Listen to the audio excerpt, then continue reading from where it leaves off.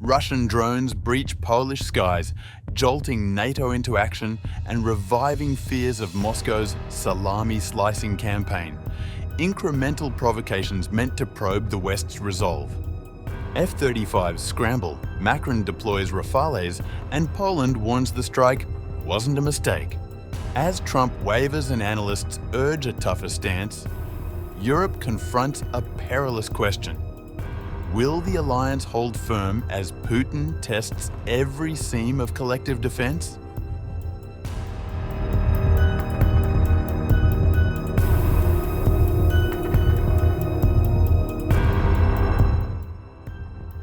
Russia's suspected drone attacks on Poland are widely seen as part of a salami-slicing strategy. Small, incremental moves designed to strengthen Moscow's position without triggering a direct military confrontation while testing the West's resolve.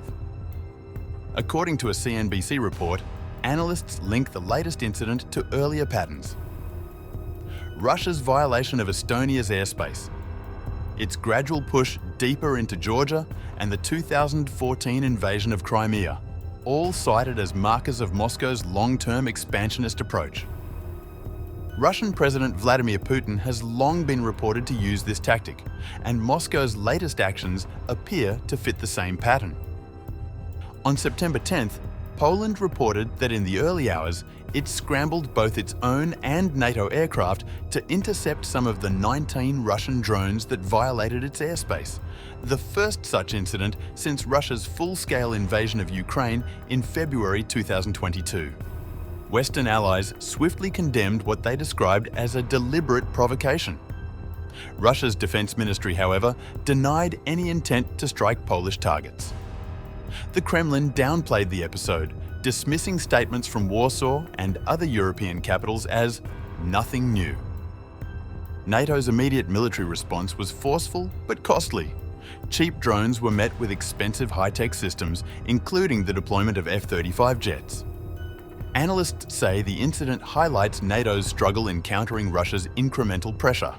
Benjamin Godwin, partner at Prism Strategic Intelligence, told CNBC that Russia's war games are deliberately calibrated to push and prod the West.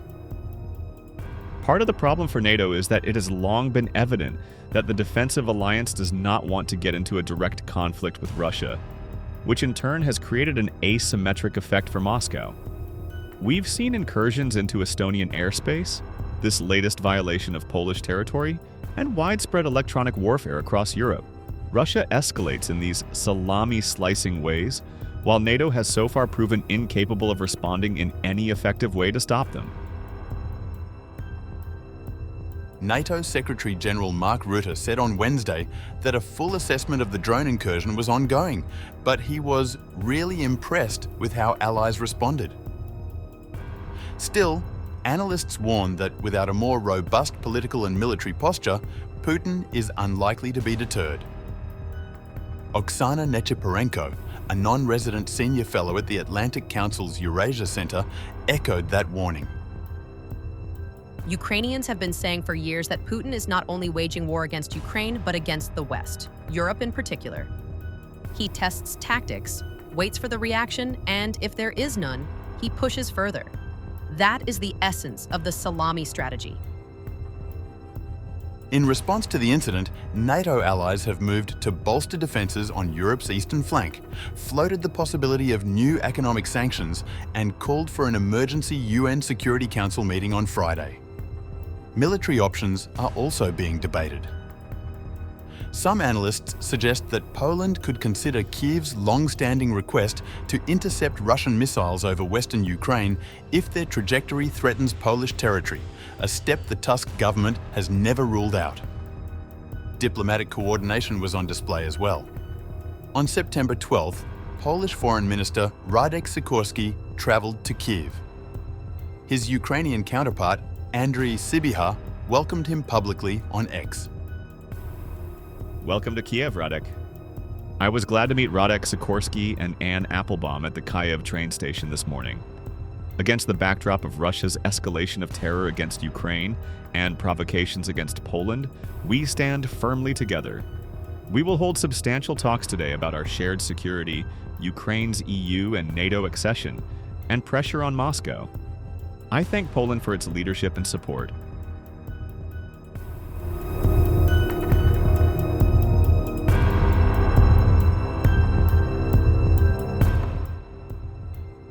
US-led efforts to steer Moscow and Kyiv toward a peace settlement have so far failed to get traction. NATO relies on US leadership, but the Trump administration insists that Europe must now take care of its own security and that of Ukraine. Post the Russia drone attack, other European capitals and the European Union also labelled the raid a Russian test of the NATO alliance's resolve in the face of Russia's ongoing war in Ukraine. But when Trump was asked about the incident, he told journalists on September 11th, "It could have been a mistake, but regardless, I'm not happy about anything having to do with that whole situation." The White House did not offer any clarification of Trump's remarks. A day earlier, Trump issued a brief reaction to the incident, saying on his Truth Social platform,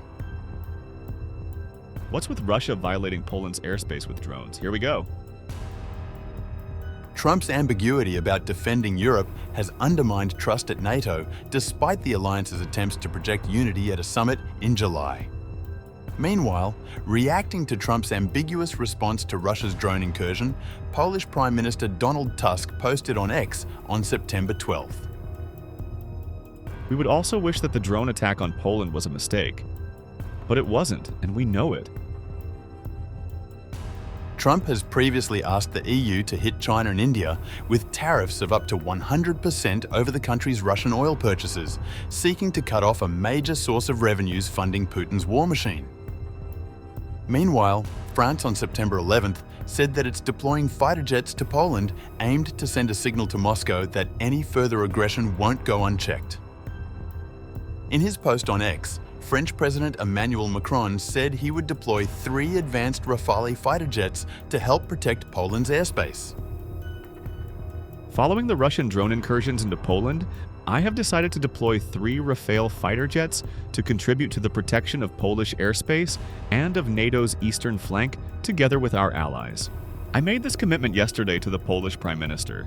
I have also discussed this matter with the NATO Secretary General and with the British Prime Minister, who is likewise engaged in the defense of the eastern flank. The security of the European continent is our top priority. We will not yield to Russia's growing intimidation.